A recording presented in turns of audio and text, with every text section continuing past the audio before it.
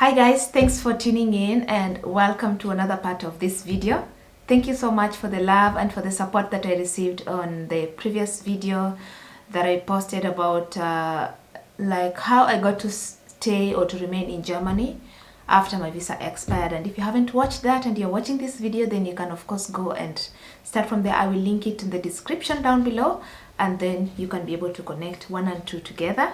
So yeah, a lot of you requested to know like what happened next, or the process that I had to go through to get to where I am today. And yeah, I am happy to share a part of that if it can help somebody here and there. So if you would like to know more of what happened to me between the time that I came back to Germany and now, then please don't forget to leave a like on this video and also put a comment in the comment section down below that you would want to watch more and to know like what happened next and thereafter until I got my sanity back. So I will take you a little bit back to where now I came back to Germany. So as I told you, from Austria, after leaving the hospital, I took a bus ride, 10 hours drive back to Berlin, and it was such a relief for my feet to step back into the soils of Germany, because that is something that I just in a flash or in a while I thought would not be possible. But yes, I was there. And then at that time, remember, I am like a fugitive. I am undocumented, so the chances of going back to Duisburg were just no, because I didn't want to put the people like I didn't want to put anyone into like problems or whatever, that you're harboring somebody that is undocumented. So the only person who knew this knew my situation was the friend that I was talking to that lived in Hamburg. So on the way, I told her that because she's the one who encouraged me to come back to Germany, and before she had asked me to like go to her place. So me from Berlin, of course, I took another Flixbus with the little money that I had left, traveled from Berlin to Hamburg, which was going to be around 3 hours. Remember, I got in Berlin very early in the morning, maybe by 9 or by 8, I don't know. So I took another trip to Hamburg, which was maybe going to be 2 hours, 3 hours, something like that. So as on the way, I tell this friend of mine that I am coming to her place, and she's like, no, you cannot come to my place. She was now mad at me, and she said, when I told you to come, you didn't. So now you just have to sort yourself out. I cannot accommodate you. And I was so devastated at that point, because I did not know what else to do. I did not want... My boyfriend was also going through trauma of his own kind. Remember, he had spent his money to buy me a ticket, and not only a ticket, he had spent money to buy me presents to take to my sister and to my brother-in-law, because they were taking care of my kid, to take to my nieces and nephews, and also to take to Solange. There were toys, there were, you know, like this, there was a bottle of whiskey for my brother-in-law, there were chocolates, so many things. He had spent a lot of money. That was not quite the issue, but yeah, of course, the flight ticket just went into a waste. And also for him, he was really having a hard time understanding why I did not just proceed home and then explain the situation at the embassy and then apply for another visa. But of course, for a person maybe who has never been in a situation where they have to apply for a visa, or they have to have been denied a visa, or they have to, like, it's really hard to understand. And also for him, the fact that now I was undocumented was really scary, and I did not know just what was happening next, and he did not even understand how I managed to come back to the country. So anyway, I couldn't go to him, and I also did not want to trouble him. So yeah, so at that point I had to plead, to really plead. I just said, I am begging you, this friend of mine in Hamburg, I'm begging you in the name of God. I know that, yeah, for wherever or whatever I did to have offended you like this, please, I just beg you to forgive me, but this is not the time to look into that. I really need your help. There is no one else I can turn to at this point. I need your help. And she said, I've spoken to a couple of friends of mine, and they said that your case is just, it's impossible. You're not even able to seek asylum because of the nature of how things are turned around in Austria. If you had not left the country, then that would have been a different problem, or like a different situation. You could have at least been able to seek asylum, but now it's too late, blah, blah, blah. And she said, you just have to lay low and see what happens. And the thought of like staying, you know, under the water, or whatever we call it in Swahili, chini ya maji, I just did not know if it's something that I was gonna be able to do. But again, if it was the only thing that I was able to do at that time, I did not know what to think. Anyway, long story short, she said, okay, fine, come to Hamburg. So I come to Hamburg, and I get there just before midday. And I tell her that I'm here, and I describe where I am. And she said, okay, I will come for you. You just wait there. My friends, I waited and waited. And at that time, I was having my menses. And also, since the time that I encountered the trauma, throughout the night, to that point, I had not eaten. It's just like I went into a hunger strike. I did not eat, and I didn't even have money to buy anything at that point, apart from the €5 that I did not want to waste until it was really necessary. So I waited at the Hamburg main station. I waited and waited and waited for hours, and I would text her. Sometimes she would respond and say, yes, I'm coming, just wait. And I did not have any other thing to do. I just waited. I was desperately in need of taking a shower because, again, as I said, I had my menses. Anyway, in the evening, after waiting for like maybe 5-6 hours or more, she finally showed up with a friend. And at this point, I understood that she was actually afraid. She did not know what was going to happen. She did not know if I'm being followed. She did not know if I'm being watched. She just did not want to get herself into trouble, especially she had spoken to some friends.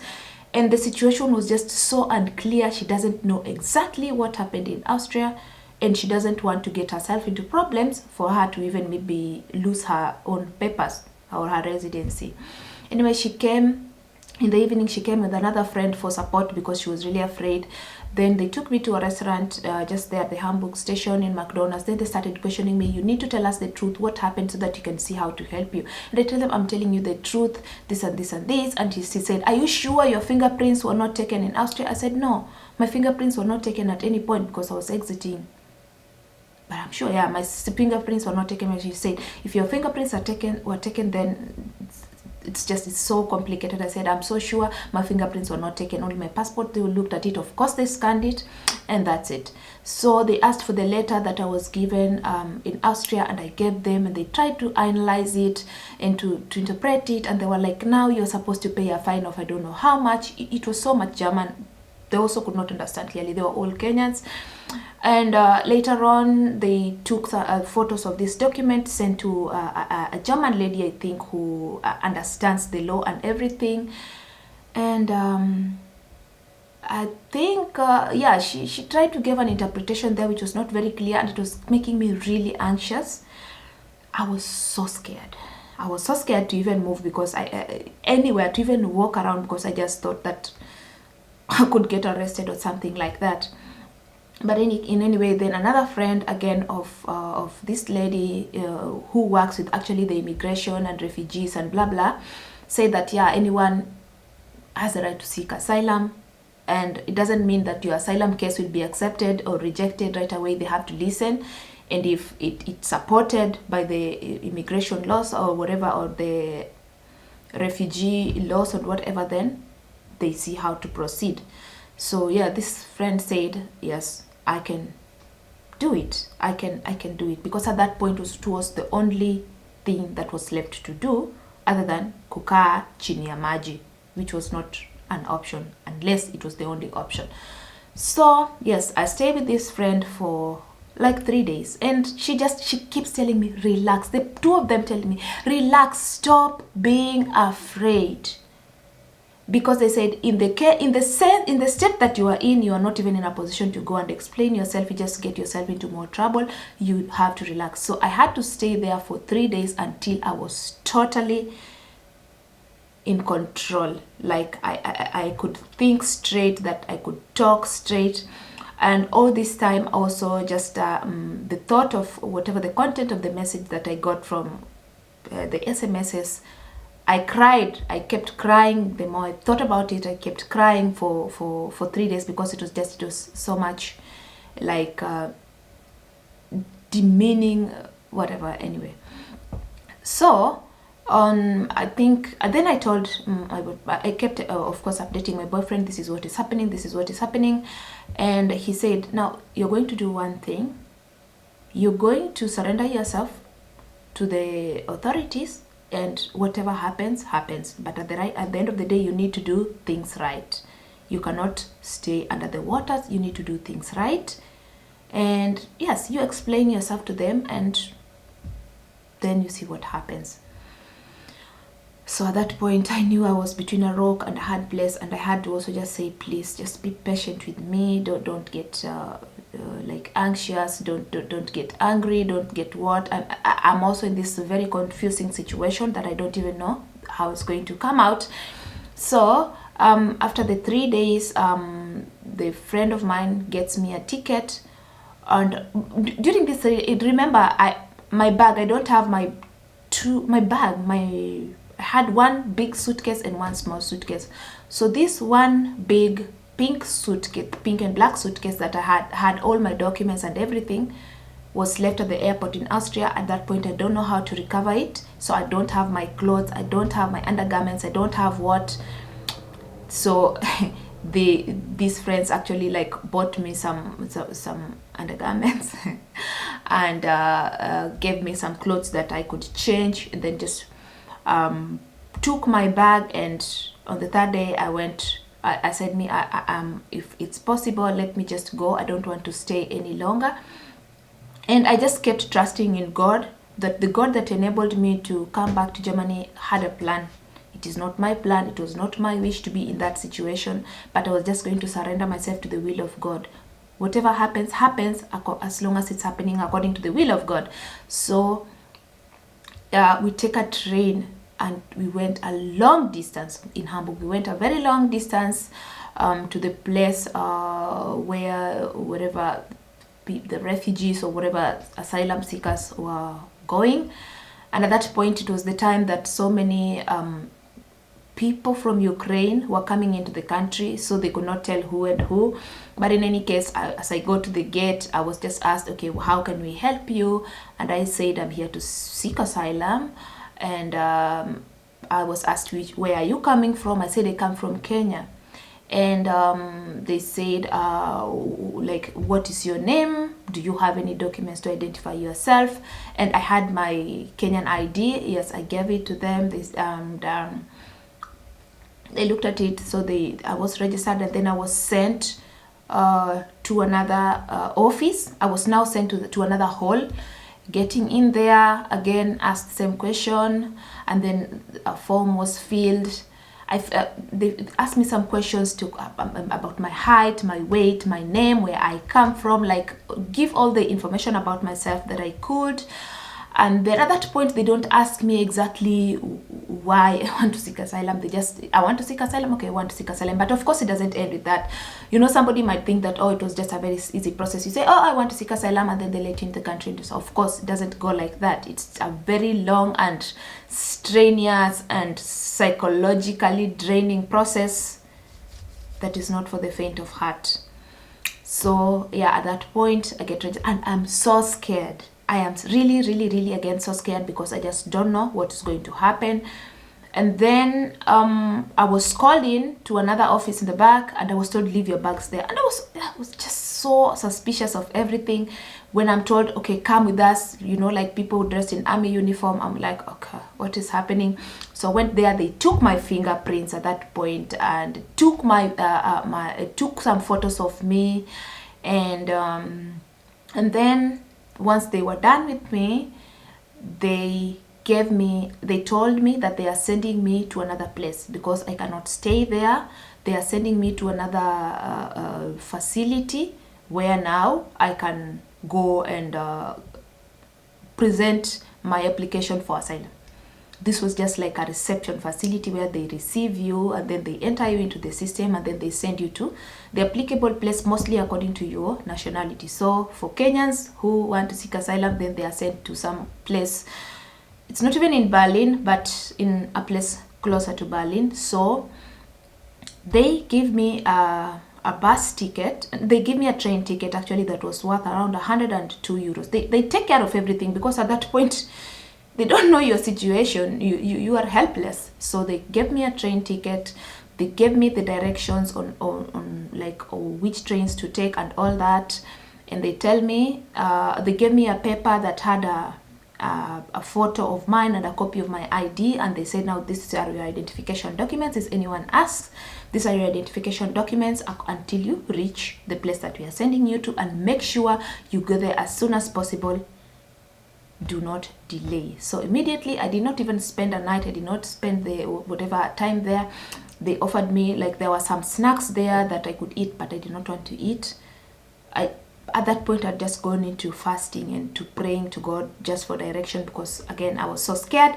So I start traveling back again, travel to Hamburg main station, and then I go and present this paper to the Deutsche Bahn, and they look at it and they understand what they need to do. So at the Deutsche Bahn is when I was given the ticket to travel, wait for my train, which was traveling at night. I travel again through the night to a place called Eisenhüttenstadt, which was so far away into the border of like Poland, near the border of Poland actually. It's so far away from civilization, totally far away. So I travel, I get to this place very early in the morning, and the next train that now goes to the reception, to the other facility that I'm being sent to, is going at 9. So I drag my suitcase at that around 4 a.m. in the morning. I drag this small suitcase, walk for more than 40 minutes, because I figured it's either I sit here and wait for the bus for 5 hours to take me to that place, or I just use the GPS and the map and walk.